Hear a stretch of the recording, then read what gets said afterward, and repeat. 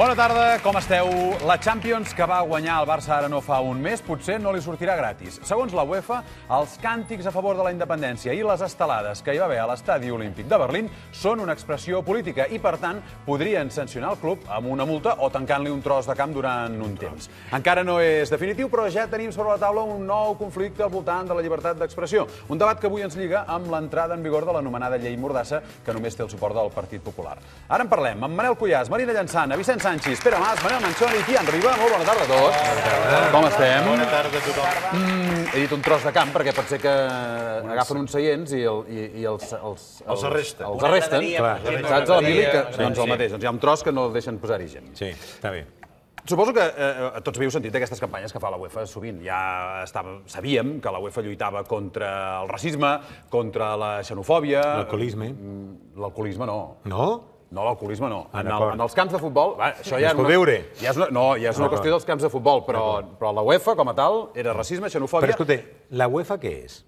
La UEFA és la Federació Europea de Futbol. I se compon de... Se compon de les federacions... Hi ha federació... de cada país. No. De les federacions de les federacions de cada país. Hi ha Federació Catalana? No. Hi ha Federació Espanyola? Sí, senyor. Sí, ja està tot dit. Molt bé. Home, no. Espera, deixa que l'expliqui. No, deixa'm acabar, per què?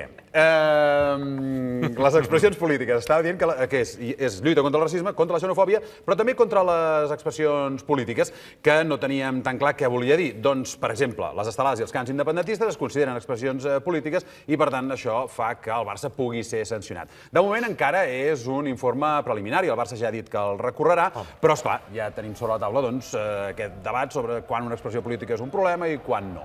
Ara en parlarem, però abans escoltem què ha dit sobre la qüestió el president del Consejo Superior de Deportes, Miguel Cardenal. Yo me he acordado del presidente de la Generalitat, que el día de la final de Copa dijo que el gobierno español había hecho el ridículo. Espero que hoy se haya dado cuenta de que quien hizo el ridículo fue él y que lo diga.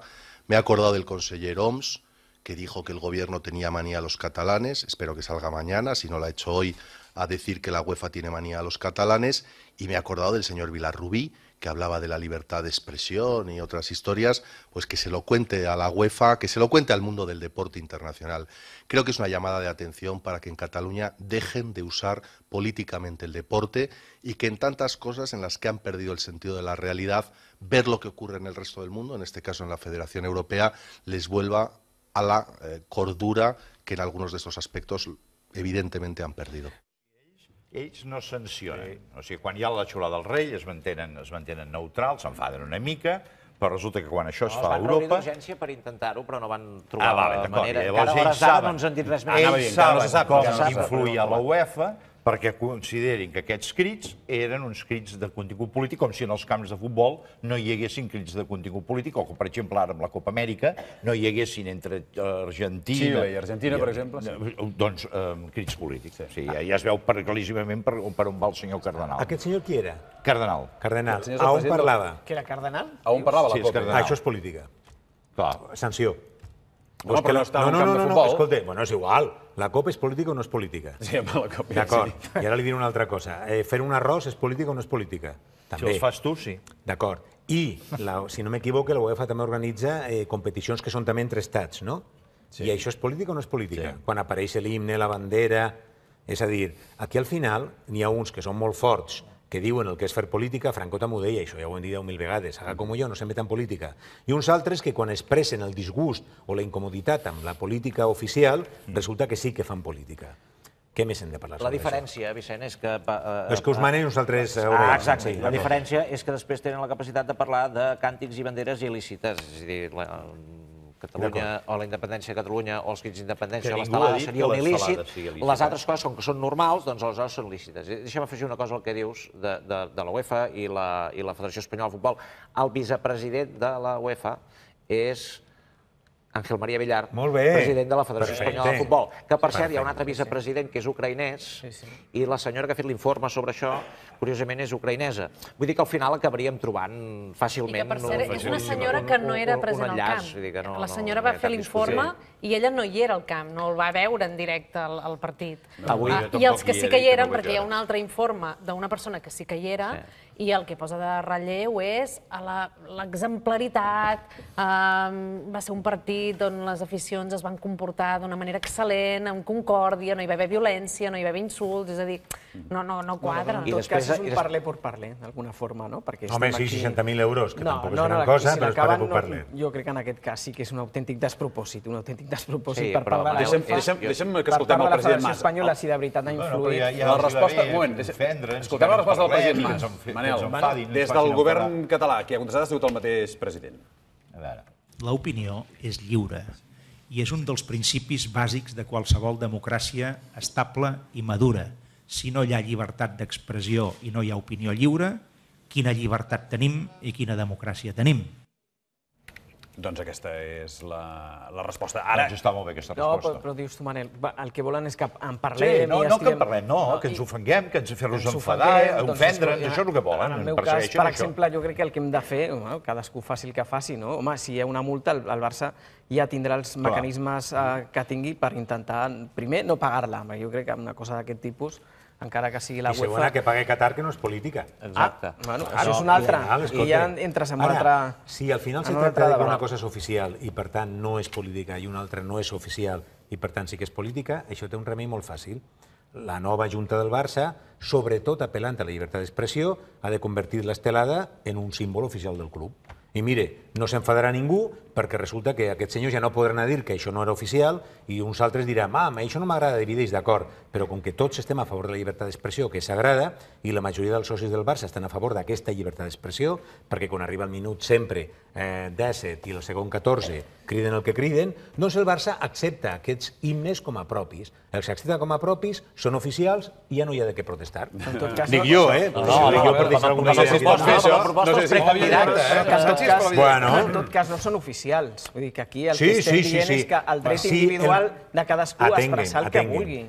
Quan un soci va amb la bandera blaugrana, és il·legal o no és il·legal? No perquè no és il·legal, perquè és oficial, no? Doncs si el Barça diu, mira, aquesta bandera també és oficial nostra, ja no serà il·legal. No, però estàs demanant una cosa... Com que no? És una proposta revolucionària. Si et presentes amb aquesta proposta a les eleccions del Barça, encara replegaran uns quants vots. Encara et votaré. Que els candidats ho facin. Has de córrer per fer el poc temps. Però això un moment. Estem maquinant trampes per veure si podem fer les... No. Home, i tant. Sí, home. Jo, per mi, la resposta encertada és el president Mas. Això és llibertat d'expressió. Ja està. No cal que el Barça faci oficial l'estelada o faci... No. Jo vaig amb la bandera que vull, com si no vull anar amb la de Croàcia. D'acord, però no em dóna la gana pagar la multa. Bueno, això és una altra història. Però que és injusta, doncs busca un sistema per no pagar-la. Pere Mas. Des de la calma i des de la tranquil·litat... Impossible. No, tres consideracions. La primera és situar la persona que fa aquestes declaracions. El senyor Villar, en llenguatge del José María García, per fer-li un homenatge... Villar no és, Perdó, el senyor Cardenal, el senyor Miguel Cardenal, és un atlàtere del PP. O sigui, és un càrrec posat pel govern del Partit Popular. No és un senyor que passa per allà i que pren les decisions des de l'àmbit esportiu, sinó que és un senyor que li truquen per telèfon al ministre corresponent i potser li suggereix què ha de dir o què ha de deixar de dir. A mi el to de les declaracions no em sembla propi, això de... No són propis d'un dirigent d'un càrrec institucional, efectivament, que digui el president Mas no sé què ha dit exactament, el ridículo lo ha hecho él, no em sembla del tot apropiat aquest to. És curiós que el senyor Cardenal s'entengui en aquest tema amb el Villar, quan justament hi ha un sidral entre la Federació i entre el Consejo Superior de Deportes, que no cal que entrem a detallar-lo, però bastant notable, però amb això sí que s'entenen, aquestes coses s'entenen. Després, un interrogant. On és el límit del que es pot fer i no es pot fer en un camp de futbol? Això ja s'ha discutit amb el tema dels insults als jugadors, en alguns casos s'ha resolt, com el dia del Plàtan amb l'Alves, s'ha resolt amb molta intel·ligència. El límit de la UEFA sancionant i del públic disposat, entre cometes, a tragar. Clar, estem parlant de la hipòtesi i falta veure com acaba. Però clar, si tu et diuen que no pots dir independència al camp, és que la setmana següent hi vas allà i crees independència el doble de fort. I llavors diuen, és que li tanquem un tros de grada. Llavors encara et crides més. Al final hi ha un dia que et poden treure a la competició i que potser l'afeccionat farà un equilibri de riscos entre que et treguin de la competició, ja sé que estic exagerant, però pot passar, vull dir que el reglament ho contempla. I una última qüestió. Aquesta cosa del fair play de la UEFA. S'ha parlat de consideracions polítiques. Hi ha un precedent, li van tancar al Madrid un tros del Fondo Sur, ara a principi de temporada, per uns incidents ocorreguts a l'anterior temporada. Vete aquí, veus com tot va lligat. Espera't. Però els incidents al Fondo Sur s'havien produït dues coses. Crits racistes i exhibició de banderes nazis. que ja sabem tot què representa una bandera nazi i què representa l'estelada. De manera que no s'està posant al mateix nivell, però fer un paràmetre o una comparació del mateix estil a mi em sembla com a mínim desagradable, per dir-ho... Per alguns representa el mateix, això també ho hem sentit. Bueno, sí, però representa el mateix, però... Dos cosetes a afegir. Jo crec, Manel, que no es tracta de si ens indignem o no ens indignem, es tracta que passa una cosa i la intentes analitzar. Dins d'aquesta anàlisi, perdona, Manel, a part de la qüestió futbolística o de l'anàlisi futbolística i de qui és la UEFA i tot això, jo crec que no és cap descobriment que hi ha tota una ofensiva diplomàtica de l'estat espanyol. Hi ha una voluntat d'ofendre'ns, ja ho he dit. Sí, però no només voluntat d'ofendre. I tant. No només voluntat d'ofendre, sinó una iniciativa diplomàtica que silenciï qualsevol expressió i discrepància de Catalunya al món, també. Avui, el president de la Generalitat, hem vist aquestes declaracions, està a Flandes i crec que tenia una reunió amb un ministre i ha aparegut l'ambaixador d'Espanya, i ja està. Tot això forma part d'això, perquè l'estat espanyol té uns tentacles monumentals. Després una altra cosa, això també li passa al Barça, però això ja ens aniríem a la part més de la campanya electoral del Barça, perquè el Barça des de fa uns anys no té cap mena de poder a la UEFA i a les institucions del futbol internacional. I això passa a la UEFA, a un altre equip no li passaria per molt que hi haguessin crits d'independència, si tingués un dirigent allà potent, i l'altra demostració és el cas Neymar. És a dir, depèn de quin club, no li passa el que li ha passat al Barça, que li prohibeixen fitxar durant... No el Neymar, el cas dels nens de la Masia, diguem-ne, però no li prohibeixen fitxar durant 2 anys. Podem centrar en el Barça perquè ha passat en el Barça, tot això. Però aquí, al fons, hi ha la qüestió política. Esclar, les dues coses. Aquí de l'UEFA, que no hi té el Barça, no té l'UEFA. No, però és que el Barça és una estructura d'estat. És igual que tingui o no tingui. Aquí hi ha una voluntat d'anar en contra perquè Catalunya ha pres una decisió, ha pres una opció o està a punt de prendre-la. Esteu anant com moltes vegades massa lluny, perquè aquí són persones individuals que al marge del club es poden presentar a Berlín, tu, jo, qualsevol, amb una estelada. I el Barça qui pinta aquí? O sigui, el Barça és una cosa molt més àmplia que el tema de les estelades. Per tant, el que hem de respectar i hem de situar la qüestió en termes de drets individuals. Que el dret individual de cadascú portar la bandera que vulgui a Berlín on sigui, encara que coincideixi, i és evident, amb un partit del Barça, amb les connotacions polítiques que té, doncs són clares. Però el Barça, en aquest cas... Senyor Manchón, això que sobre el paper és així, i ningú ho discutirà, és manipulat. És a dir, si no es poden portar segons quines banderes perquè són ofensives per la condició humana, per exemple, una bandera nazi no es pot portar a un partit de futbol, i com que això és així, aquesta gent ha aconseguit convèncer, aquesta gent vol dir la Federació Espanyola, la diplomàcia espanyola, han aconseguit convèncer uns quants senyors de la UEFA que aquesta bandera tampoc és democràtica.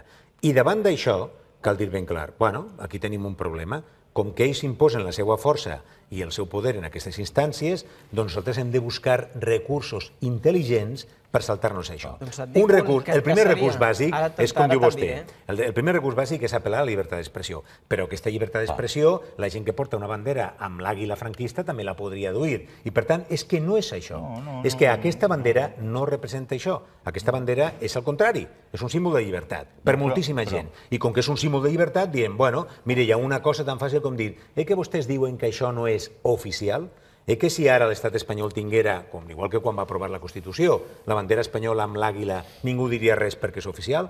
Convertim-la en oficial i senzillament, que és una petita trampa que faig jo, els traiem els arguments i les raons. Ja està. És un bon argument, però l'altre, que jo defenso des de l'inici, és que la gent que volgués que Catalunya fos un país independent no tenia per què apel·lar a una bandera diferent que no fos la senyera. Bueno, bé. Perquè imagina un país que fos Catalunya independent en el món, quina bandera tindria? Per què no ha de tenir la senyera, si és la nostra bandera? I què faries? Què et podrien dir si portes senyeres? No hi havia a Basilea 40.000 catalans a Basilea o 25.000 a l'any 79 amb senyeres. La República Espanyola va canviar de bandera. El franquisme va recuperar l'antiga. La Unió Soviètica va canviar la bandera russa. La Rússia protodemocràtica o aparentment democràtica actual recupera l'antiga bandera russa. Escolta, això al final, les banderes, estic segur que en la Unió Soviètica la bandera russa era il·legal. I estic segur que si molta gent, molts socis de qualsevol Dinamo de Kiev hagueren anat a una competició i hagueren tret la bandera russa prèvia, algú hauria dit, és que això no és legal. Però pot aparèixer el club, el Dinamo, i dir no, és que aquesta bandera és legal perquè és la meva. No, ens convertim-la en legal i s'acaba la pel·lícula. Molt breu i molt breu, Pere, que avançarem. La llibertat d'expressió limita amb el Codi Penal.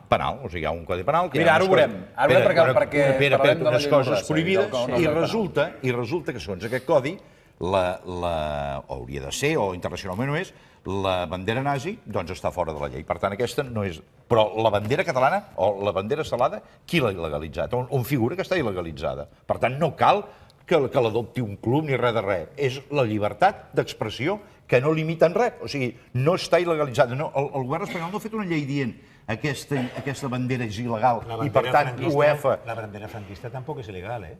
Bueno, però té les connotacions que té. I si vostè no pot explicar a una gent perquè no vol atendre raons... Si no la té, doncs la fem legal. Doncs la fem legal. Pere, només volia subratllar un serrell. Si no és il·legal, no és il·legal. Doncs la fem legal. Un serrell que s'ha comentat de manera més o menys indirecta aquí, sobre el tema d'un raonament o d'una mena de mantra o de cançó de l'enfadós, que és això de noi, que més clar el futbol con la política.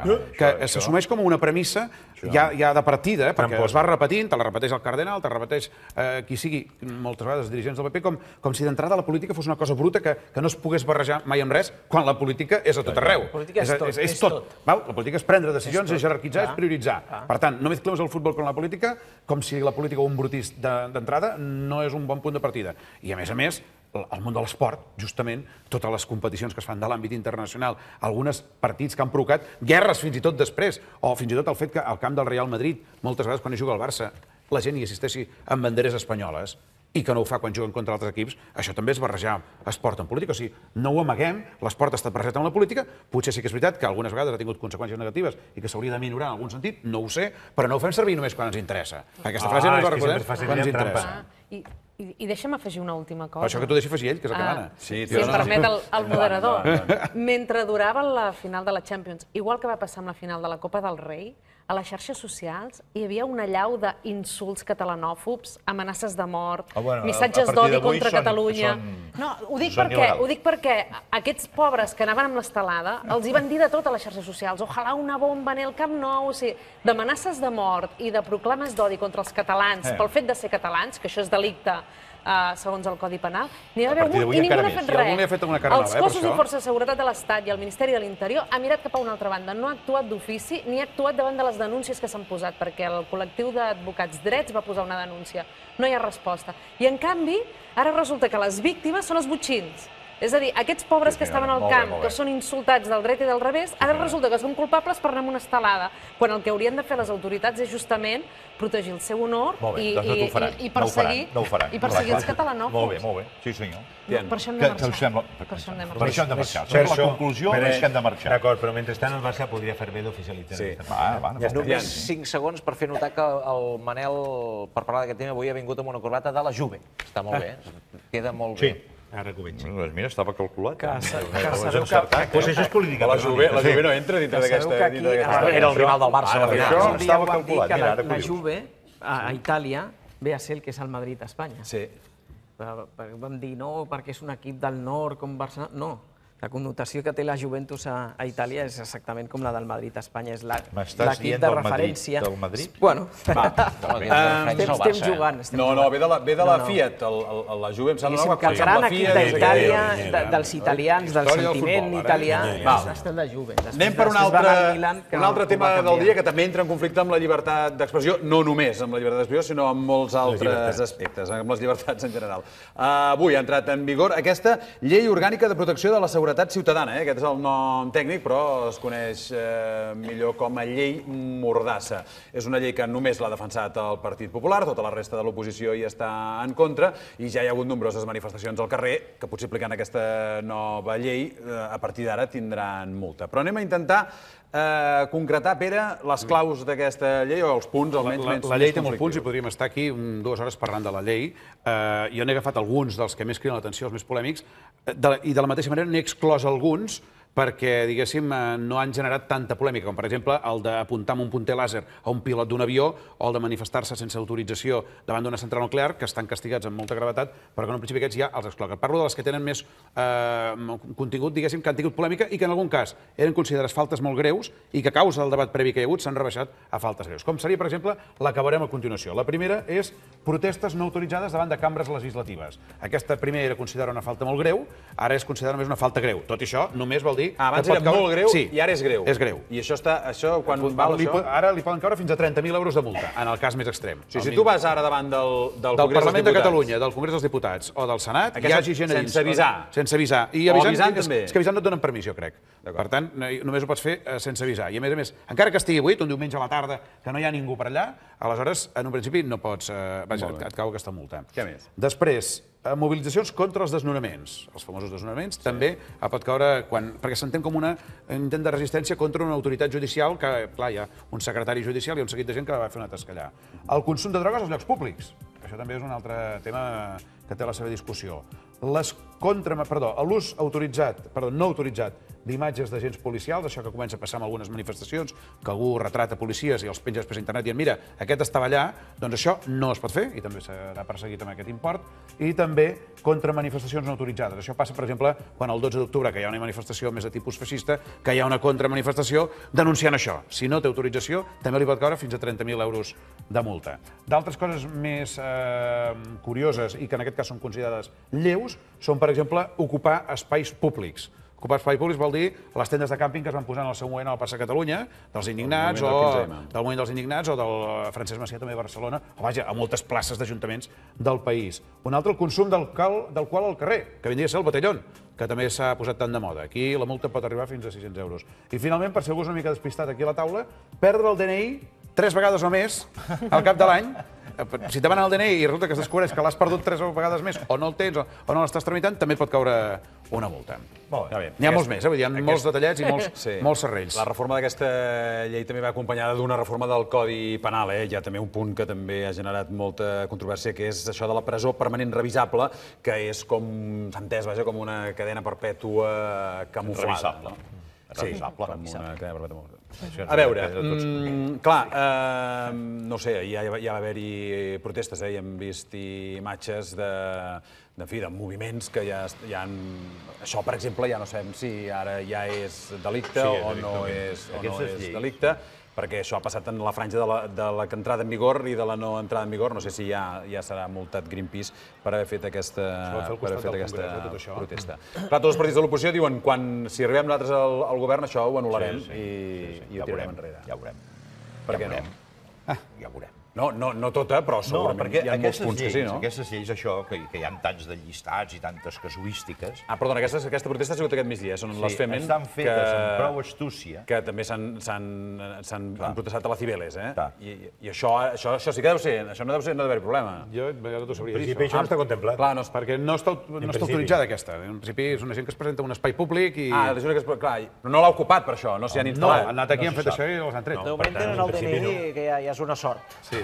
Digues, Manel, què deies? Aquestes lleis estan fetes amb prou astúcia com perquè hi hagin uns articles que la gent digui, mira, doncs això és raonable, no sé, el botellón, per exemple, doncs no està malament, o sigui, el públic ho escolta i jo mateix penso, mira, doncs això no està malament. El redactat de la llei té... El que passa és que t'ho barregen amb altres coses i, per tant, quan tu poses aquesta llei no saps ben bé a què t'acabes oposant.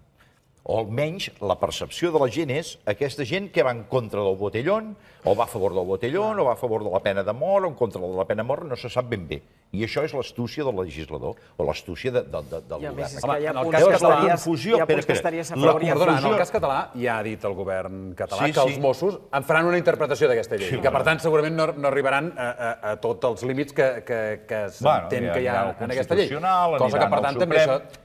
demostra que això que està dient tu. I llavors, com que està fet un embolic i com que, a més, això de l'ordre i del manteniment de l'ordre és una cosa que agrada tant a les dretes com a les esquerres, perdona que us digui, però és d'aquesta manera, i ja ho veurem si quan els altres accedeixin al govern deroguen aquesta llei o què deroguen d'aquesta llei.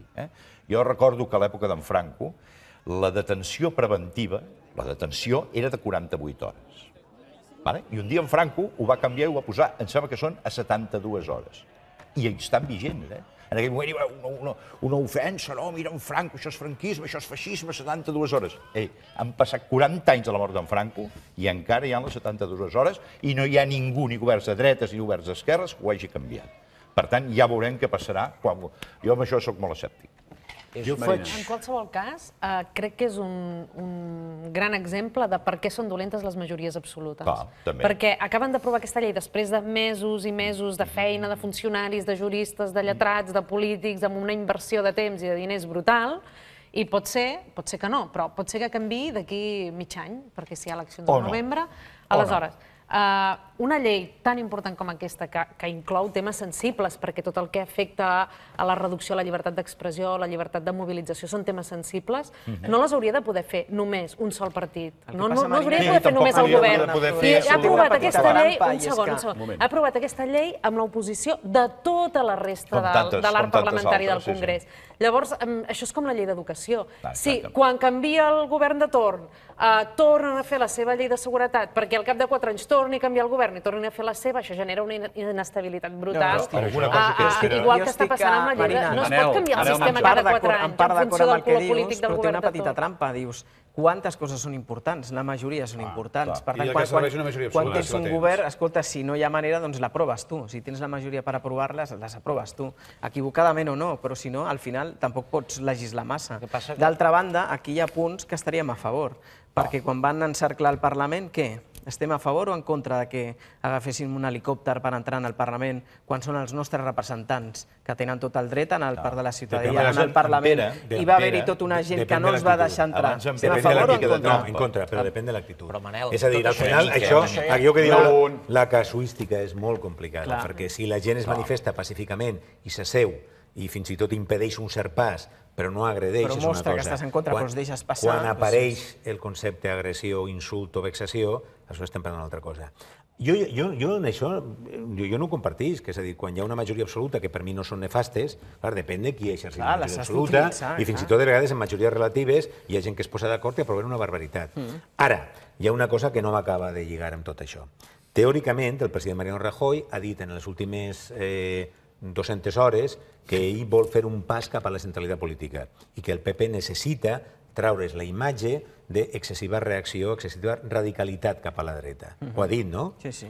Bueno, se suposa que fins i tot algun... Això no ho mostra, no? D'acord. Aleshores, estàs dient això i al mateix temps estàs aprovant una llei que conté conceptes i conté prohibicions que són de la més pura extrema dreta.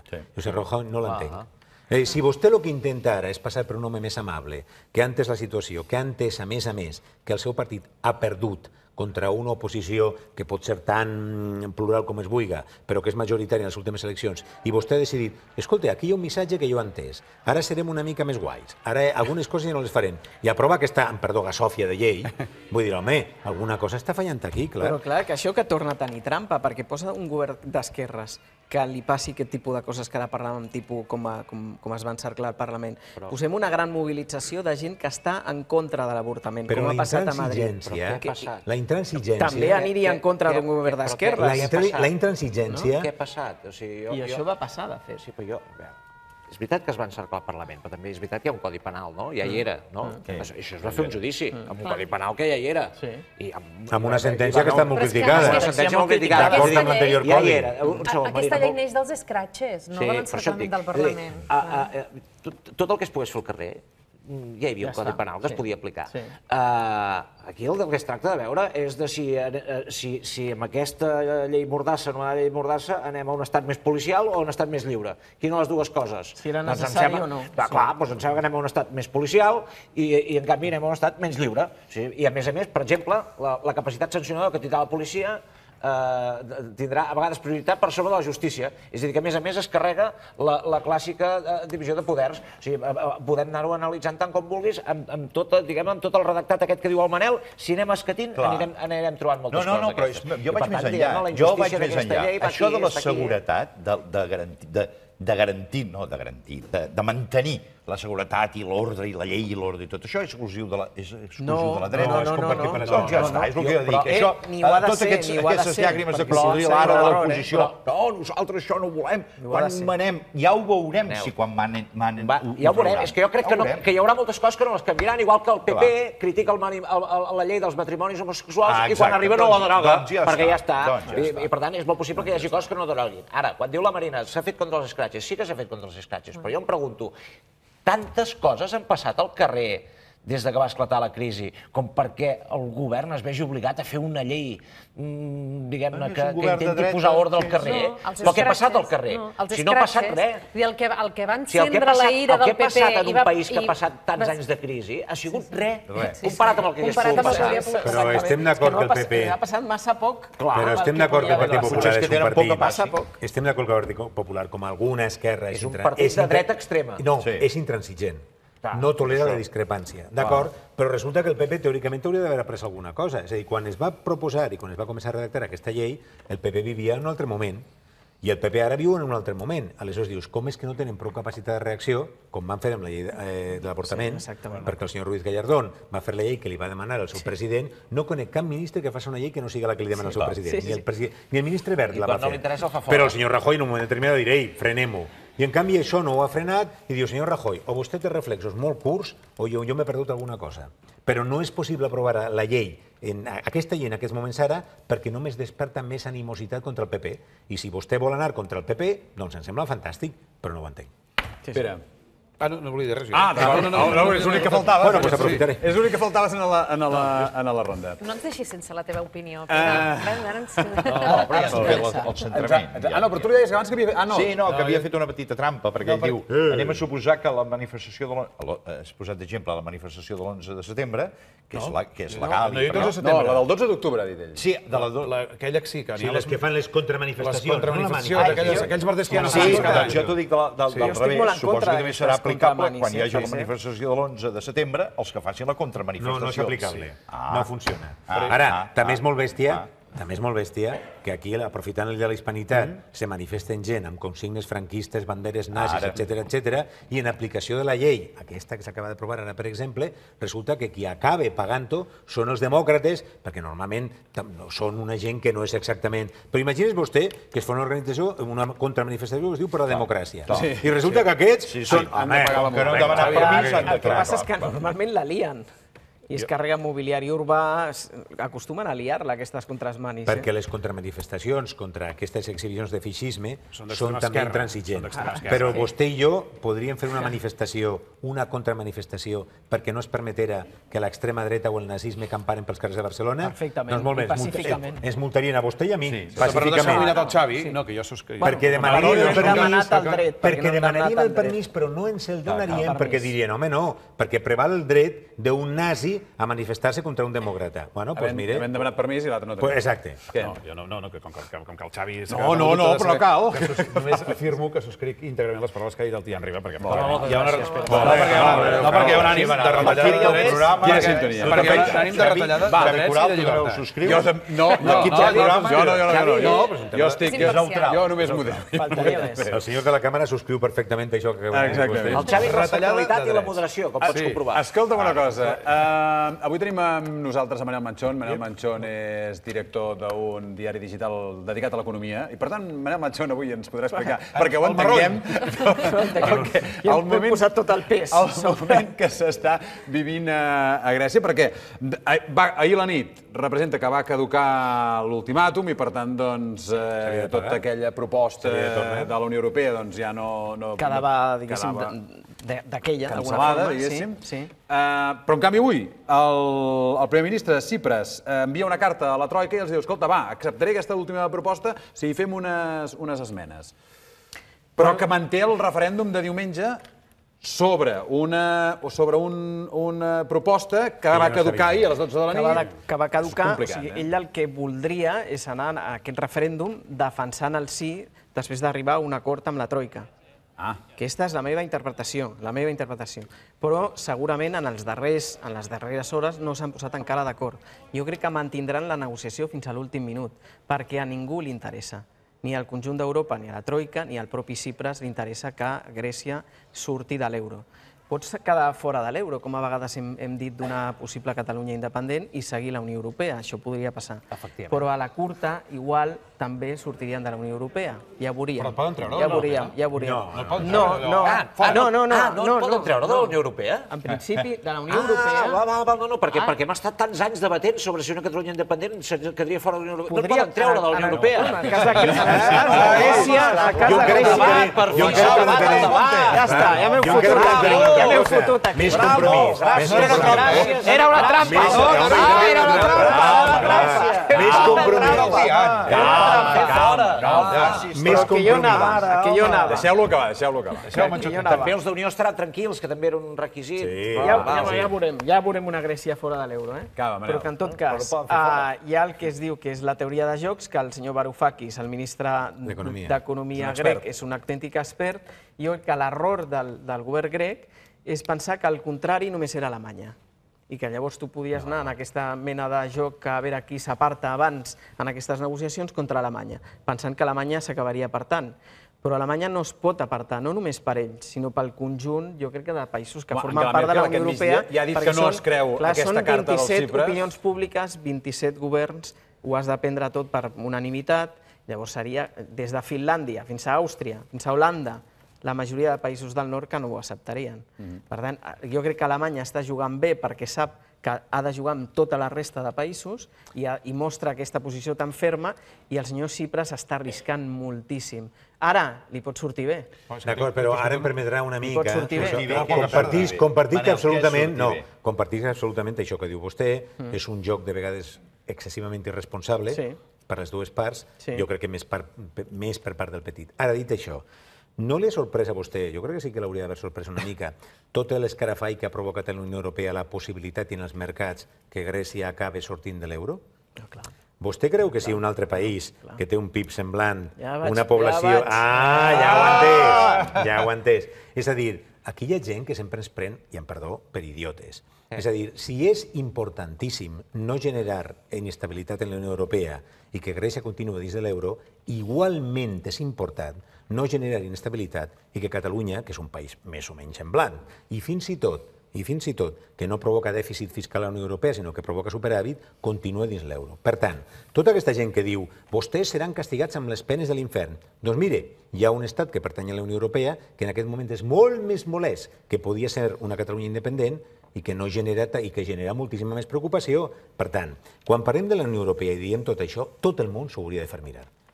Els que diuen que no passa res, que Grècia se'n vaja, i els que diuen que Catalunya quedarà expulsada d'ofici, gairebé d'ofici. I després és extraordinari també quan surt Mariano Rajoy i diu que els grecs han rebut molts diners i que a canvi de tots aquests diners haurien d'haver fet reformes econòmiques. Ara ens barallarem amb Manel perquè a mi m'agrada treure unes xifres. Ja sé, també, clar, aquí heu fet una... No, mira. Ara mirem que ha rebut Espanya. I com va l'AVE? El Pla Marshall d'Estats Units, va ser el 5% del PIB dels Estats Units durant 4 anys. Pla Marshall, 5% del PIB dels Estats Units durant 4 anys, que s'ha comparat una mica amb els diners que ha rebut Grècia. Que segueix rebent. I que segueix rebent, i a canvi d'això Rajoy diu, home, escolti, esclar, és que han de fer coses, Molt bé. Espanya ha rebut de la Unió Europea, 3 plans Marshall des de l'any 86. 3 plans Marshall. Catalunya... Si estic d'acord amb tu, estaré encantat perquè, mira, perfecte. Catalunya en 26 anys ha donat li han drenat, però ha donat un 205% del PIB, que si fem aquesta regla de 3 amb els plans Marshall, que són, recordem, el 5% del PIB dels Estats Units, Catalunya ha donat a la resta d'Espanya 41 plans Marshall, 41, o sigui, no un pla Marshall, ni 3 plans Marshalls, no, 41 plans Marshalls. I després ens intenten fer compregar i ens intenten fer passar per imbècils, com diu el Vicent. Saps que és un debat llarguíssim, perquè és economia pública per un costat, economia privada per un altre, aquí estaríem hores. I que és veritat, en part, però que és veritat que hi ha hagut una compensació que a vegades molts s'emprenyen quan es diu, però que és veritat que era una mena de pacte, d'alguna forma tàcit, que és dir, jo fiscalment t'ajudo, tu, privadament, en l'àmbit privat, em compenses perquè tu anaves a qualsevol part d'Espanya i tot el que veies a les botigues es feia a Catalunya. Això és veritat. Això ha canviat... Però regalaves, Això ha canviat... Si ho fabricaves, ho venies i generaves un valor.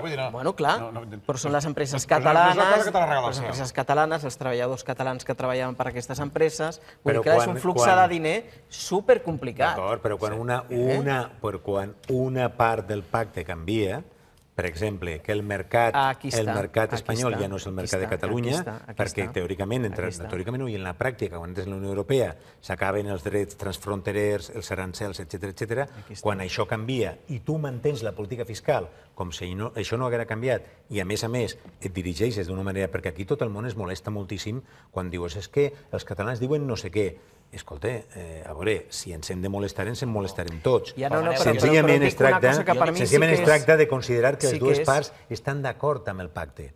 És a dir, si Espanya continua pensant que vol rebre aquest superàvit o aquest dèficit fiscal tan bèstia com pateix Catalunya, és una cosa. Però si Catalunya considera que el mercat interior espanyol això no ho compensa, és normal que diga això no m'ho compensa. I per això estic dient que... I quan el senyor Mas va anar a dir-li al senyor Rajoy que no el compensava... Que estem arribant a un acord, i espera't una cosa, que aquí ve la part bona, que jo crec que és la part interessant del discurs independentista que jo puc comprar en part. Deixa'm, que és quan tu veus la política que es fa en el conjunt de la Unió Europea, com petits països tenen tot l'Estat pràcticament adreçat a que les empreses d'aquests països vagin bé, a que inverteixin en I+D+I, a que es modernitzin i que puguin competir amb aquest procés de globalització. Quan financen infraestructures que són sòlides, sensates i raonables. I si veus que un país molt més gran que ens podria interessar per competir, si aquest país tirés de veritat com és Espanya, no ho acaba de fer per mil raons, perquè crec que el pes d'Espanya al conjunt de la Unió Europea ha perdut molt en els darrers anys,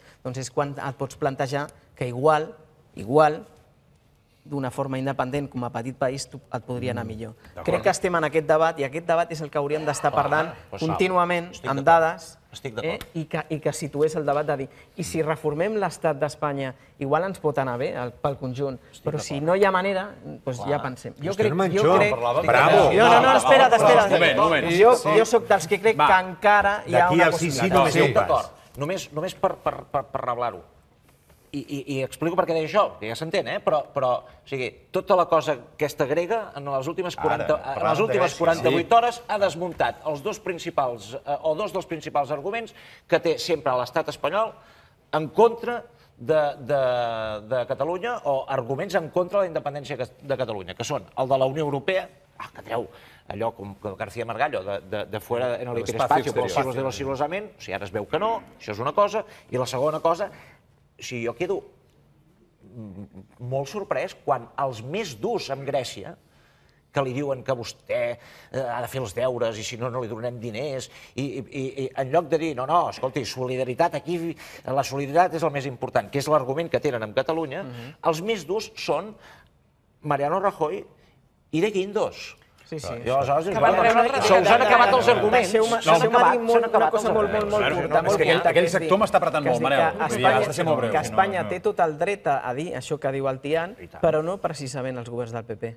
Si això ho diguessin socialistes, i ho sento molt, però és veritat, perquè l'esforç que fa Espanya als anys 80, jo crec que s'ha reconegut, però reconeixerà d'aquí encara més temps, perquè la reconversió industrial que va fer Espanya als 80 va ser tan bèstia que ja li podem dir ara als grecs que facin el que han de fer, perquè Espanya això ho ha fet, i ho va fer amb governs socialistes als anys 80. Aquesta és la realitat. Per tant, que digui el PP el que està dient, home, doncs podria haver ajudat molt més en moltes etapes al llarg de la democràcia. Manel Cuyàs. A veure, que jo voldria anar a Grècia, perquè el govern de Grècia s'ho està passant molt malament i, clar, si tot ho anem repartint cap a nosaltres... No, però està molt bé, que està molt bé, no dic pas que no, però, bueno, ja que estem en aquesta tessitura, vull dir una cosa. Aquests tan durs amb Grècia, també els interessa una cosa, i és desprestigiar el partit governant. Clar, perquè de retop desprestigien la possible pujada dels partits emergents com Podemos aquí a Espanya. Per tant, els interessa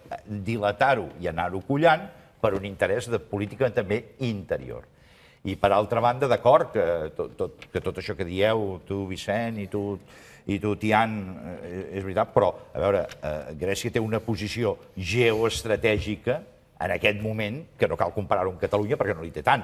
O sigui, hi ha Home, Rússia, hi ha... Déu-n'hi-do, Catalunya, eh? Escolta, igualment, Manel... D'acord, doncs parlem de Catalunya, però parlem una mica de Grècia i del món, no? Però això compta en el cas dels Estats Units, que ho mirem amb preocupació, però no en el cas, però tampoc no en el cas de la Unió Europea, perquè els Estats Units exigeix, però no paga. El Pla Marshall no el fa als Estats Units, el fan els països més rics de la Unió Europea. I aleshores, jo estic d'acord amb això, senyor Cuyàs, que diu vostè de que hi ha un intent d'algunes forces polítiques de desprestigiar unes altres. Segur. Ara, n'hi ha que es desprestigien sols. Això també és veritat. És a dir, si el senyor Tsipras, per exemple, haguera dit no, és que això que me demanen vostès ens ha portat al desastre perquè, mire, s'ha carregat el PIB, ha matat el consum, ha sumit a una gran part de la població en la pobresa, etc. I, per tant, jo no continuaré fent això, però mire, els proposa fer allò altre.